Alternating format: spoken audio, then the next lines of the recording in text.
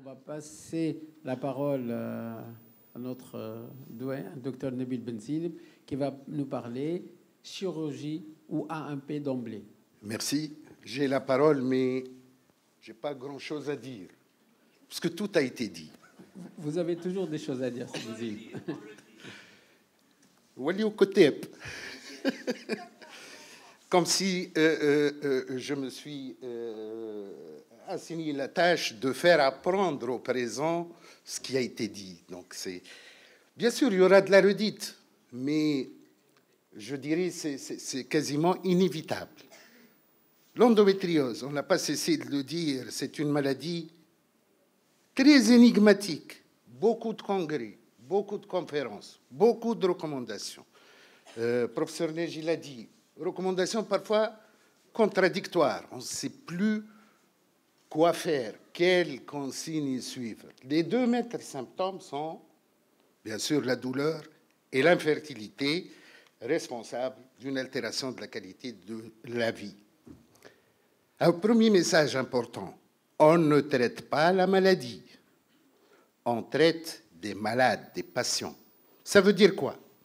Ça veut dire, pour la même lésion d'endométriose, si la symptomatologie douloureuse prédominante, un endométriome par exemple, et qu'on a échoué avec le traitement médical, c'est une indication opératoire. Si c'est la même lésion, le même endométriome, la même taille chez la même patiente, mais où la douleur n'est pas au premier plan, mais il s'agit d'un souci de fertilité, là on va voir que ce n'est pas du tout évident d'opérer ou de ne pas opérer. Bien sûr, la classification, le score de la FES qui date de 1985, dans notre milieu, pratiquement personne ne l'utilise. Pourtant, ces classifications sont importantes. Pourquoi elles sont importantes? D'abord, pour ceux qui veulent faire des travaux, pour classer les patients, pour pouvoir comparer les groupes, mais aussi pour ceux qui ne font pas de travaux, pour suivre les recommandations, parce que les recommandations sont faites en fonction des stades de la maladie. Mais au lieu de suivre à la lettre cette classification, dans le reste de mon exposé, je vais distinguer trois formes. L'endométriose légère, minime, quelques taches, stade 1 et 2. Et puis des endométriomes ovariens, un gros paquet. Et enfin, l'endométriose profonde. Et je vous dis d'emblée qu'un petit endométriome de 1 cm sur un seul ovaire, qu'on constate au cours d'une celluloscopie. Si on se réfère à ce score, il aura 16 points. Donc on est déjà dans les classes 3, voire dans la classe 4, s'il y a d'autres lésions. Donc, finalement, cette distinction que j'ai faite, c'est par souci didactique. Je vais parler de l'endométriose stade 1 et 2. Et endométriome et endométriose profonde, c'est en fait les stades 3 et 4. Alors, je vous ai dit qu'on traite une patiente. Si mon topo était endométriose et douleur, tout ce que je vais vous dire dans la suite n'est plus valable. Parce que pour gérer les douleurs, le traitement médical, sinon c'est la chirurgie. Alors que pour l'infertilité, ça a été dit, le traitement médical, comment voulez-vous accélérer la survenue d'une grossesse, favoriser la survenue d'une grossesse rapidement, en bloquant l'ovulation, en atrophiant l'endomètre. Et donc, le dilemme se pose entre PMA et chirurgie. Et cette chirurgie pourrait être, comme l'a dit le professeur Neige, une voie pour augmenter le taux de grossesse naturelle, comme aussi elle peut préparer la PMA. Alors, pour répondre à la question qui m'a été donnée, chirurgie ou AMP d'emblée, je pense qu'il faut au préalable répondre à trois questions. La première, la chirurgie augmente-t-elle les chances de survenue d'une grossesse spontanément? Et cela en cas d'endométriose stade 1 ou 2, en cas d'endométriome ovarien ou en cas d'endométriose profonde. Deuxième question, est-ce que la FIV est efficace en cas d'endométriose? Est-ce qu'elle est sans risque?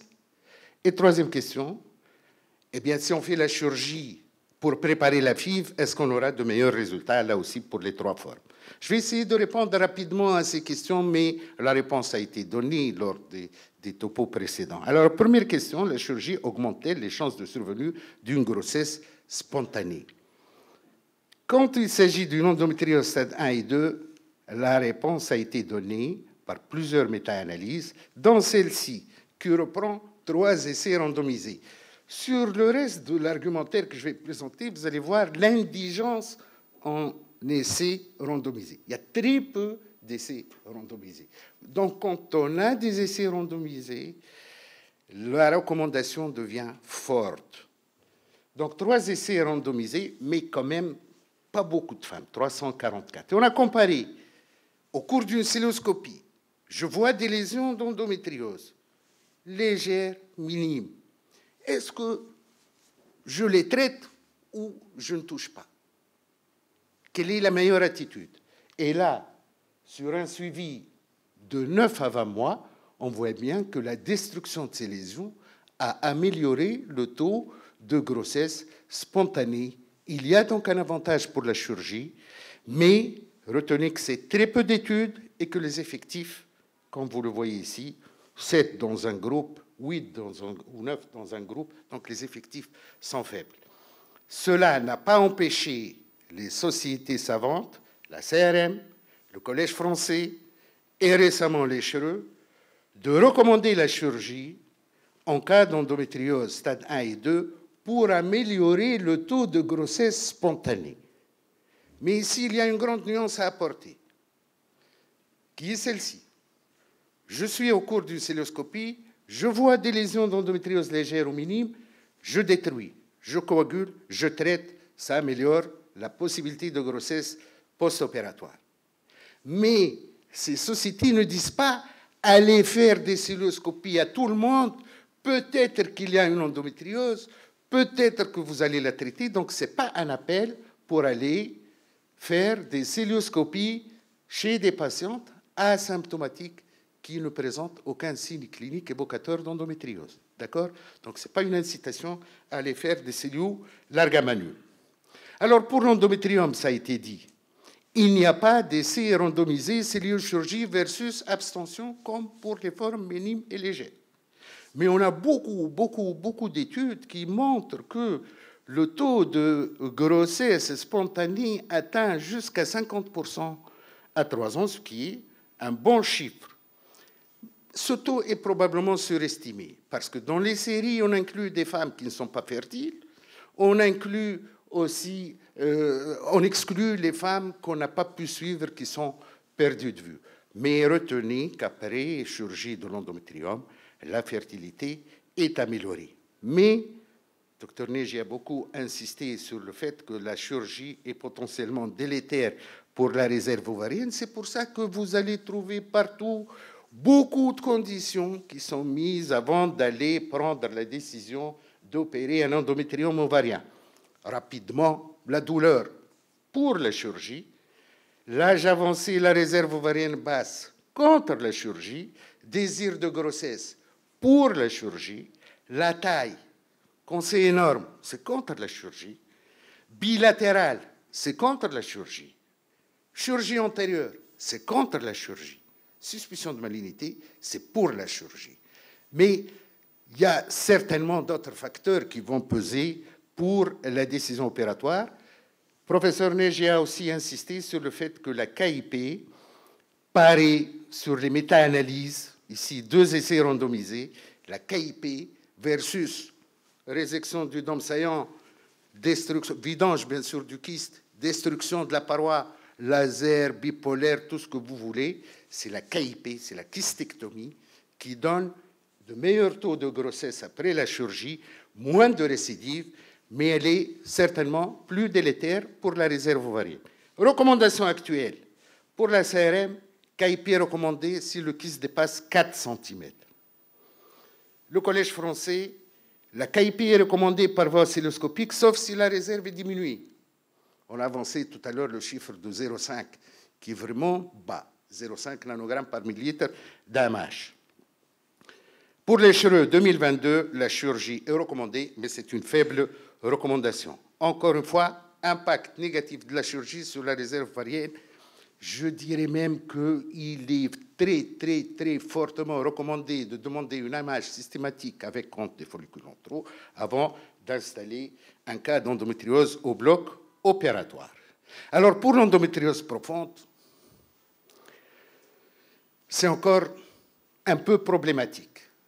Voici une revue de littérature qui montre que taux de grossesse spontanée, si on ne touche pas, de l'ordre de 10%, et ce taux grimpe jusqu'à 28-40% après chirurgie. Toutes formes confondues, hein, cloison, atteinte digestive, atteinte urinaire. Donc, la chirurgie améliore les taux de grossesse. Dans cette revue de la littérature qui date de 2009, on voit que le taux de grossesse après chirurgie est aux alentours de 43%, mais là aussi c'est probablement gonflé, biaisé, parce que les cas médiocres, les résultats médiocres, les cas compliqués, pratiquement on ne les publie pas. L'indication opératoire doit être discutée avec les patients, et j'insiste, comme l'a fait mon ami le professeur Neji, sur le fait que cette prise en charge est collégiale, dans des centres d'expertise, parce que c'est une chirurgie qui n'est pas sans risque, parce que la liste des complications est longue, c'est des complications lourdes, parce que la plupart de nous, gynécologues, nous n'en avons pas la formation requise pour aller faire des résections coliques, des stomies, des anastomoses. Donc, c'est de la chirurgie un peu lourde et la liste des complications majeures est longue, avec notamment plein de fistules, des sténoses, des anastomoses, des lésions urologiques, donc qui peuvent atteindre jusqu'à 10% des patients, ce qui est énorme. Alors, recommandation internationale. Pour la CRM, la chirurgie est recommandée parce que le bénéfice est possible. En matière d'endométriose profonde, en espérant avoir une grossesse spontanée. Le collège est muet, il ne fait pas de recommandation au collège français. Et l'HRE dit que la chirurgie est recommandée, mais c'est une faible recommandation, donc faible niveau de preuve encore. C'est une chirurgie à risque et il faut bien peser les indications. Alors, la deuxième question, rapidement, là aussi, pour ne pas empiéter sur ce qui va être dit dans l'après-midi, la FIVIXI est-elle efficace et sans risque? Efficacité, oui. C'est une méthode qui est efficace. D'après le Collège français 2018, les résultats de la FIV pour l'endométriose sont comparables à l'indication de référence qui est la stérilité tubaire. Donc, on a de bons résultats en FIV en cas d'endométriose. La seule chose peut-être qu'on a constatée, c'est un nombre d'ovocytes recueillis à la ponction un peu moindre, mais ça n'a pas affecté les résultats en termes de naissance vivante. Est-ce qu'il y a des risques? Parce qu'on va stimuler, on va augmenter le taux d'oestrogène, c'est une maladie oestrogénodépendante. Il n'y a pas de risque d'aggravation ni d'augmentation des taux de récidive. Les indications de la FIV sont classiques. Les cas masculins, les problèmes tubaires, la réserve altérée, les échecs, bien sûr, des traitements précédents, notamment après chirurgie. En ayant recours à cette IFI, on n'a pas cessé de le redire cette matinée. Docteur Mouli l'a dit, docteur Neji l'a dit, nous n'utilisons pas ce score. Pourtant, ce score est important, je ne vais pas le détailler, mais avec le score que vous avez calculé en fonction de votre anamnèse, de ce que vous avez constaté en sortant du bloc opératoire, vous allez choisir l'une des courbes qui va vous donner le pronostic de fertilité spontanée.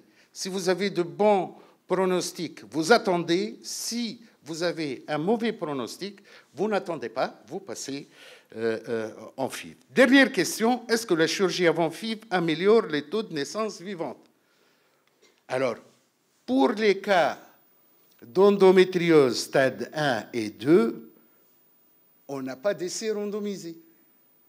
Mais on a quelques études qui sont rétrospectives, qui sont un peu comparatives. Ici, on a comparé les cas à qui on a fait une célioscopie diagnostique et les cas où on a traité les lésions et puis on est passé en FIV. Et vous constatez qu'il y a une différence significative. La chirurgie donne de meilleurs taux, notamment de naissance vivante. Mais ce n'est pas un essai randomisé. Les effectifs sont faibles, ce qui fait que les recommandations actuelles internationales sont contre la chirurgie si vous avez une indication de FIV. Quand on a une endométriose stade 1 et 2 et qu'il y a une indication de FIV, la chirurgie préalable ne va pas améliorer les résultats. On n'a pas de preuve que cette chirurgie va donner de meilleurs taux de naissance vivante. Quand il s'agit d'endométrium, tout le monde se réfère à cette revue systématique, ça veut dire qu'on n'a laissé échapper aucun travail, hein, depuis la mise en place de PubMed jusqu'à la publication, hein, en 2015. Et on a inclus donc beaucoup d'études rétrospectives, très peu d'essais randomisés, c'est tout ce qu'on a trouvé. Et pour vous épargner tous les détails, sachez que si on compare les cas d'endométrium opéré et les endométriomes gardés en place, on a passé tout le monde en FIV, on va trouver le même taux de naissance vivante, des taux statistiquement comparables du moins. Même taux de grossesse clinique, même taux d'avortement, même taux d'annulation, même taux moyen de d'ovocytes recueillis. Chez les femmes qui ont été opérées, on a moins de follicules en trop. Probablement, on a altéré un peu la réserve. Et on a nécessité un peu plus de doses de gonadotrophine. Donc, aller opérer un endométrium dans le seul but d'améliorer les résultats de la FIV n'est pas du tout recommandé.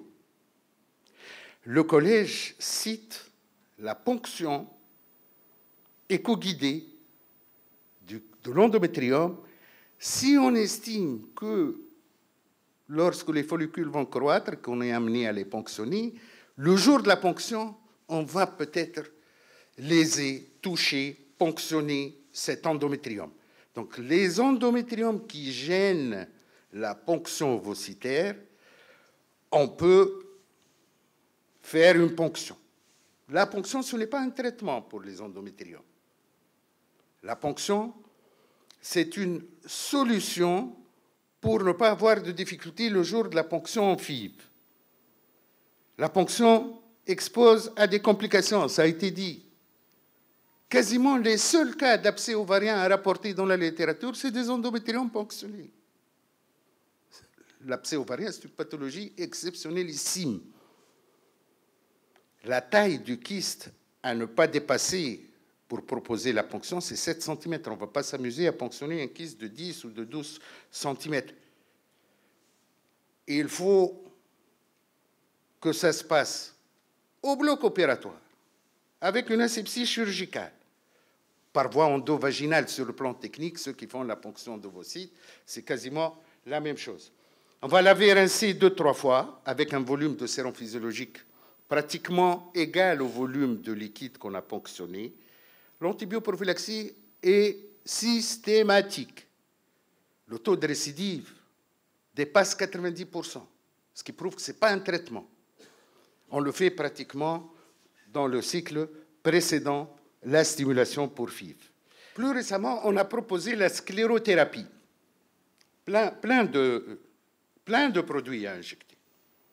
Mais le plus utilisé, c'est l'éthanol. Et rares sont ceux qui laissent l'éthanol en place. On va donner une quantité qui équivaut à la moitié de ce qu'on a ramené comme liquide de kyste.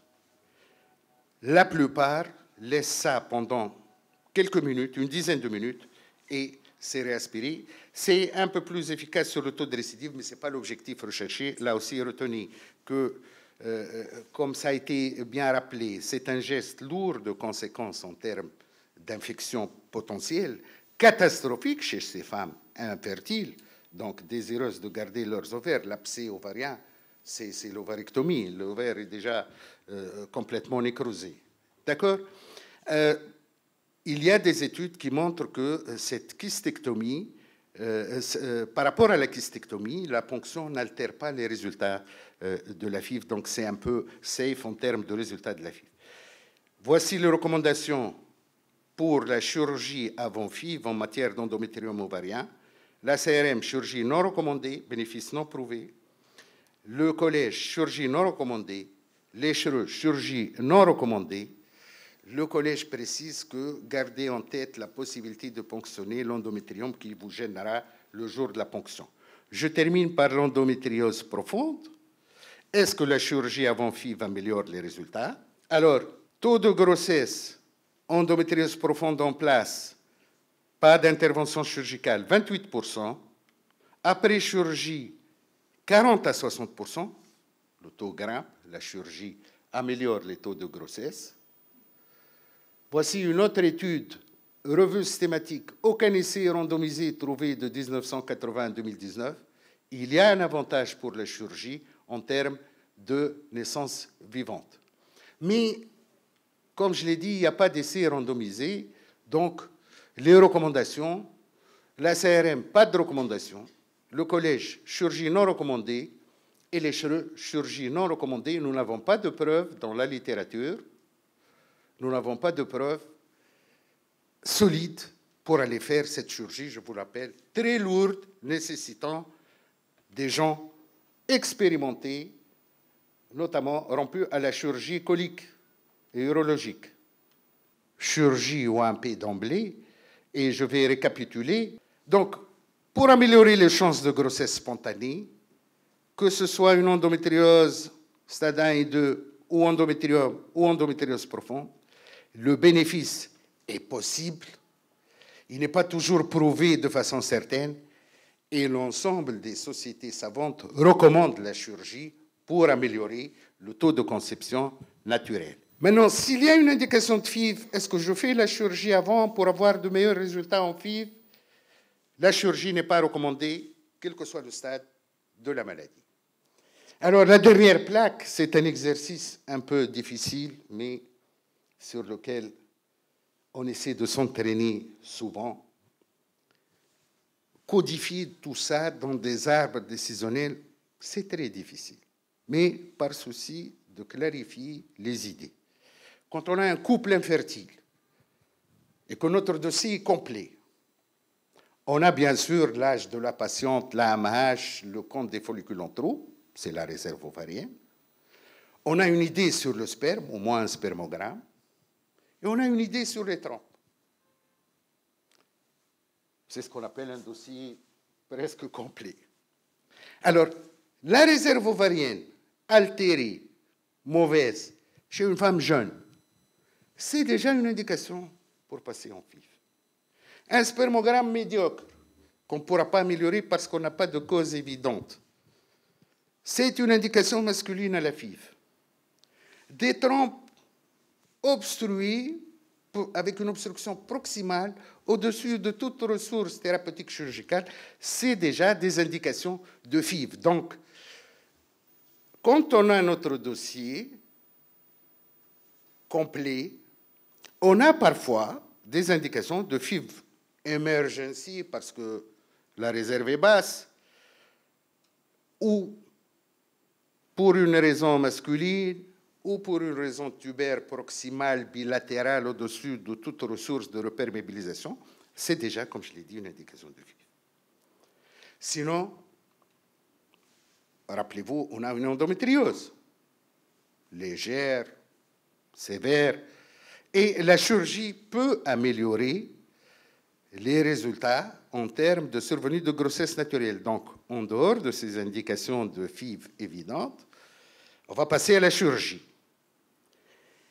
Et en sortant du bloc, en suivant les recommandations internationales, en faisant notre score EFI, on sait quel délai d'attente accorder à cette patiente.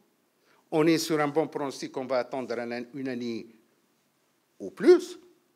On est sur un mauvais score et on va passer rapidement en FIV. De toute façon, même si on a attendu, il y a, et qu'il n'y a pas de grossesse spontanée, il y a une indication de FIV pour échec du traitement chirurgical. on a dit que la chirurgie n'améliore pas les résultats de la FIV. Donc, il n'y a pas de chirurgie à faire quand on a une indication de FIV, mais il reste quand même des cas exceptionnels qui sont une douleur handicapante avec échec du traitement médical, un hydrosalpinx, vous savez que l'hydrosalpinx, c'est catastrophique pour les résultats de la FIV, les très gros endométriomes que vous ne pourrez pas ponctionner et qui ne vous laisseront pas faire votre ponction ovocytaire de façon correcte. Je dois quand même dire que cet arbre est inspiré, revu, un peu modifié et mis à jour de l'article de De Ziegler qui date quand même de 2010, mais ça reste d'actualité. Je vous remercie. Merci beaucoup, professeur Benzine. Vraiment, c'est très explicite. J'espère que là, on arrive à voir un peu plus clair pour la stratégie à adopter en cas d'endométriose en fonction du stade. Et il faut pouvoir maîtriser les différents traitements médicaux, chirurgicaux et la procréation médicalement assistée, et en consentement avec la patiente pour pouvoir prendre une décision thérapeutique pour le bien du couple. Est-ce qu'il y a des questions dans la salle? Oui, docteur Bouchner.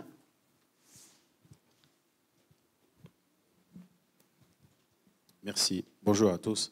S'il vous plaît, pendant un cycle de FIV, après avoir terminé la ponction et la collecte des ovocytes, et en présence d'un endométriome moyen, est-ce qu'on le laisse ou on le ponctionne?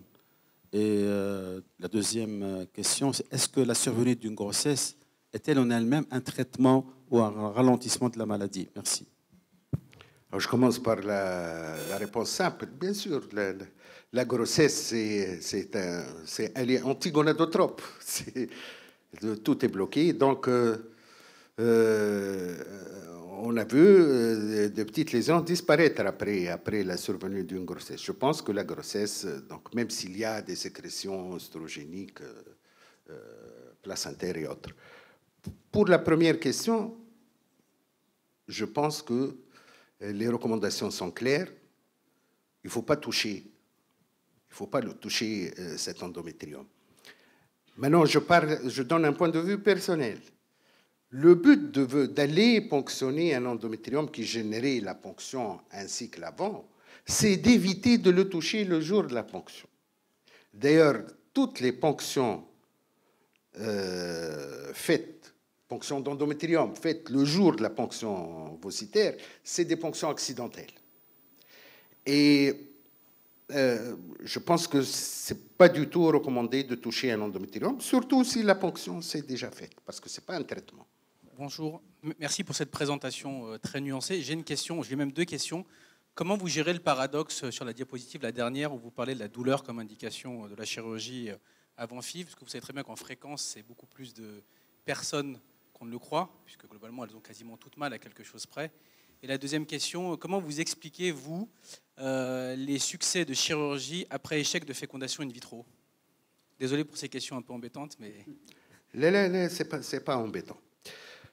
Par souci de clarté, on a scindé cette histoire d'endométriose en deux. D'ailleurs, sur les recommandations, notamment les dernières de l'Eschere, vous allez trouver les premières pages qui parlent de la douleur et les pages d'après parlent de l'infertilité, parce qu'il y a des recommandations qui sont contradictoires. Moi, je pense que quand on a une patiente algique, et en dehors d'une urgence, il y a vraiment très peu de cas où il y a une urgence à aller faire la FIV, il faut gérer la douleur d'abord. Et la gestion de la douleur, de façon schématique, mais pas du tout simpliste, c'est le traitement médical. Et en cas d'échec, c'est la chirurgie. Et au niveau du traitement médical, là aussi de façon schématique, mais pas simpliste, les non-hormonaux et puis le traitement hormonal. Donc, vous gérez la douleur. Si vous échouez avec le traitement médical, vous passez en chirurgie. Tout ce qu'on a dit à propos de la chirurgie avant FIV, c'est pas d'indication à la chirurgie avec le souci d'avoir de meilleurs taux de naissance vivante après FIV. Et on n'a pas démontré que la chirurgie est délétère pour les résultats de la FIV, sauf en matière de réserve ovarienne. Donc, si vous opérez pour gérer une douleur, pour traiter une douleur à laquelle vous n'avez pas pu apporter de solution médicale avec un traitement médical, et puis vous passez en FIV, je pense que c'est assez logique. Une dernière question. Merci Nabil. En écoutant les communications de la première partie de la matinée, nous avons écouté une conférence qui s'intitule « Implication de l'endométriose sur la fertilité ». Et nous avons retenu de cette conférence qu'il y a une baisse de la fertilité spontanée et une baisse de la fertilité en PMA. Ça veut dire que si on compare le taux de naissance après un traitement en PMA chez une femme qui n'a pas d'endométriose, le taux de naissance est inférieur chez les femmes endométriosiques par rapport aux femmes non endométriosiques. هكا ولا؟ Oui. قعدت مرتبك شويه خاطر انت قلت لنا اللي لو تو دو نيسونس سي ا بو بري نورمال وكذا. J'ai pas très bien assimilé la notion. Il y a une différence énorme entre les impressions et les chiffres. On a l'impression qu'on fait beaucoup d'accouchements. Et à la fin de l'année, on fait les statistiques, on trouve qu'on est à 1500, 2000 accouchements. Donc, il y a une différence énorme. Quand on gère ces cas d'endométriose, l'impression générale, c'est d'avoir de plus mauvais résultats. Maintenant, sur le plan statistique, moi, je n'ai fait que rapporter, il n'y a aucun chiffre personnel, je n'ai fait que rapporter ce qu'il y a dans la littérature. Et en termes de résultats de la FIV, j'ai rapporté la conclusion du Collège français qui a fait des recommandations avec la HAS en 2018 et qui dit que finalement, quand je mets pêle-mêle tous les cas d'endométriose et que je calcule le taux de naissance vivante et que je le compare par rapport à l'indication de référence qui est la stérilité tubaire, je trouve quasiment les mêmes taux de naissance. Et la seule différence statistique, selon cette référence, la seule différence statistique a été sur le nombre d'ovocytes recueillis.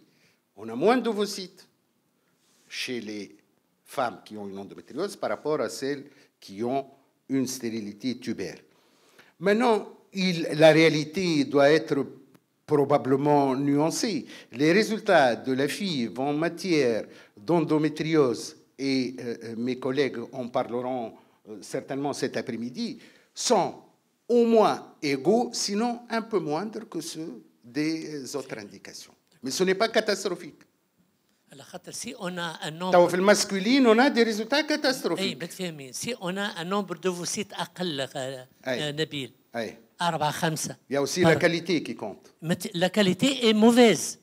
La qualité ovocytaire et embryonnaire, elle est inférieure chez les endométriosiques par rapport aux femmes non endométriosiques. Ça dépend de l'âge de la femme. Kiff, à âge égal, c'est plus mauvais. En tout cas, on a eu cette conférence ce matin. Au pire, معناها قاعدين نشوف شكون معناها كيفاش نخرج بعز معناها المعلومات. Ce qu'il faut retenir, c'est que la FIV, c'est une bonne indication et que le résultat, chez les plus pessimistes, ils sont un peu moins et chez le reste, elles sont équivalentes aux autres indications. Peut-être, voilà. J'ai dit, on va peut-être... Et il faut assister l'après-midi, c'est Abdelkader, parce qu'ils vont en reparler, certainement. Voilà, merci à tous, merci aux orateurs, merci à la présence et à tout à l'heure.